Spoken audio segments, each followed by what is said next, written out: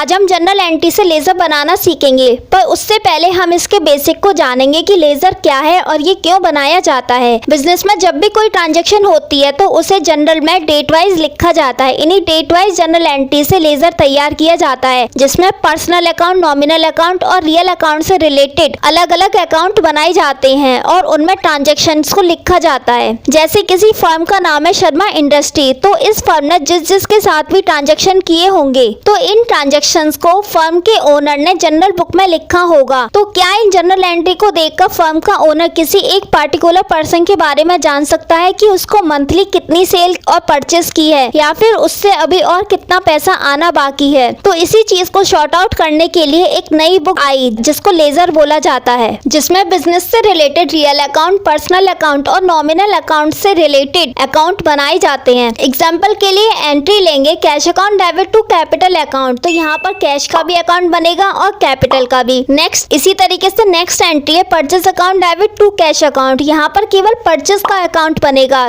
Cash का नहीं, क्योंकि कैश का अकाउंट हमने ऑलरेडी बना लिया है। तो यहाँ पर कैश का एक और अकाउंट नहीं बनेगा, कैश का एक ही अकाउंट बनेगा, उसी में कैश से रिलेटेड ट्रांजैक्शंस को लिखा जाएगा। लेजर में 8 कॉलम होते हैं, फर्स्ट डेट का, second particular, third JF. JF की फुल फॉर्म है जनरल फोलियो। जनरल फोलियो का मतलब है कि जनरल की बुक में जिसमें करंट मंथ से रिलेटेड सभी एंट्रीज को लिखा गया है, उस बुक में कैश की एंट्री पेज नंबर 1 और 7 पर लिखी हुई है। तो जनरल फोलियो के कॉलम में पेज नंबर 1 और 7 लिखेंगे। दूसरी चीज की जनरल बुक में कैश की एंट्रीज को ढूंढने में भी आसानी होगी। जनरल फोलियो के बाद अमाउंट का कॉलम बनेगा। इसी तरीके से यही 4 कॉलम क्रेडिट साइड बनेंगे। ये डेबिट साइड है और ये क्रेडिट साइड। डेबिट साइड में जो भी चीजें लिखी जाएंगी उससे पहले हमें टू जरूर लिखना है, और क्रेडिट साइड में जो भी चीज लिखी जाएगी उससे पहले हमें वाई जरूर लिखना है। डेबिट साइड को टू साइड और क्रेडिट साइड को बाई साइड भी कहते हैं। इन बेसिक चीजों के बाद बढ़ते हैं रूल्स ऑफ लेजर पोस्टिंग की तरफ। आपको एक चीज ध्यान रखनी है कि लेजर में जो पोस्टिंग होती है वो जनरल की हेल्प से होती है, कैश बुक और सब्सिडरीज की हेल्प से होती है। लेजर के 2 पार्ट होते हैं, first posting, second balancing.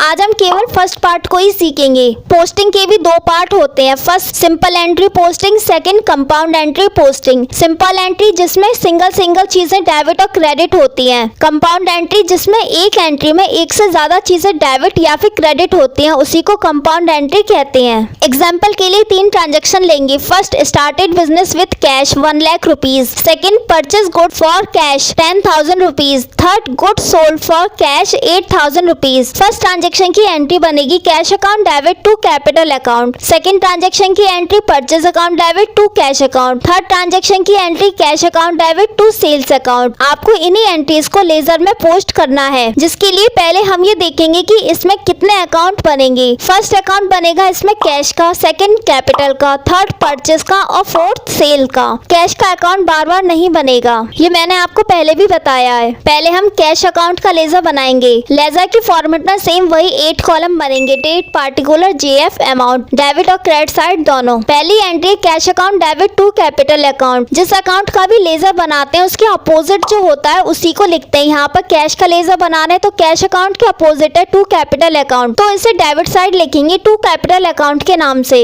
Next entry है गुड्स परचेज की, purchase account debit to cash account, to cash account के अपोजिट है परचेज अकाउंट, तो इसे कैश के लेजर में वाई साइड लिखेंगे, वाई परचेज अकाउंट के नाम से। थर्ड एंट्री है गुड्स सोल्ड की, cash account debit to sales account, cash के अपोजिट है टू सेल्स, तो इसे डेबिट साइड लिखेंगे टू सेल्स के नाम से। अमाउंट इनकी लिख देंगे 1 लाख रुपीज, 10,000 रुपीज और 800 रुपीज। अब कैश की और कोई ट्रांजेक्शन नहीं है तो कैश का लेजर तो तैयार हो गया। अब सेकंड लेजर बनाएंगे कैपिटल अकाउंट का। कैपिटल की केवल एक ही एंट्री बिजनेस स्टार्टेड की, cash account debit to capital account, to capital account के अपोजिट है कैश अकाउंट, तो इसे कैपिटल के लेजर में वाई साइड लिखेंगे, वाई कैश अकाउंट के नाम से। अमाउंट लिखेंगे 1 लाख रुपीज। अब कैपिटल का भी लेजर कंप्लीट हो गया। थर्ड लेजर बनेगा परचेज अकाउंट का। परचेज की एंट्री है purchase account debit to cash account, purchase के अपोजिट है टू कैश अकाउंट, तो इसे परचेज के लेजर में डेबिट साइड लिखेंगे टू कैश अकाउंट के नाम से। अमाउंट लिखेंगे 10,000 रुपीज। फोर्थ लेजर बनेगा सेल्स का। सेल्स की एंट्री है cash account debit to sales account. To sales account के अपोजिट है कैश अकाउंट, तो इससे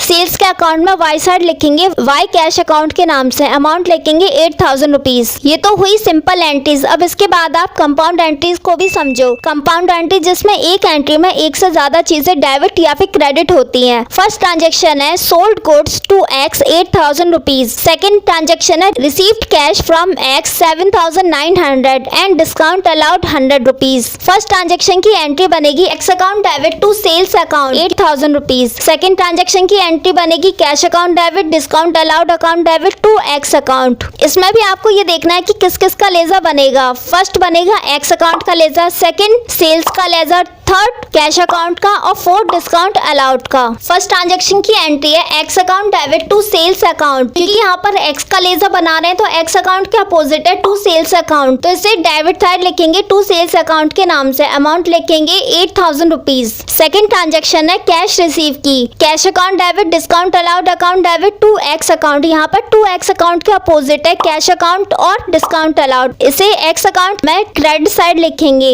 सेकेंड लेजर बनेगा सेल्स का। सेल्स की एंट्री है X account debit to sales account. Sales account के अपोजिट है एक्स अकाउंट, तो इसे सेल्स अकाउंट के क्रेडिट साइड लिखेंगे वाई एक्स अकाउंट के नाम से, अमाउंट लिखेंगे 8000 रुपीज। अब सेल्स का भी लेजर कंप्लीट हो गया। थर्ड लेजर बनेगा कैश अकाउंट का। कैश की केवल एक ही एंट्री है cash account debit discount allowed account debit to X account. Cash account के अपोजिट है टू एक्स अकाउंट। कैश के लेजर में डेबिट साइड लिखेगी टू एक्स अकाउंट के नाम से, अमाउंट लिखेंगे। फोर्थ लेजर बनेगा डिस्काउंट अलाउड का। डिस्काउंट अलाउड की एंट्री है cash account debit discount allowed account debit to X account. Discount allowed के अपोजिट है टू एक्स अकाउंट, इसे डेबिट साइड लिखेंगे टू एक्स अकाउंट के नाम से, अमाउंट लिखेंगे। होप यू गाइज आपको सिंपल एंट्रीज और कंपाउंड एंट्रीज से लेजर बनाने आ गए होंगे। नेक्स्ट क्लास में हम इन्हीं पोस्टिंग से बैलेंस निकालना सीखेंगे।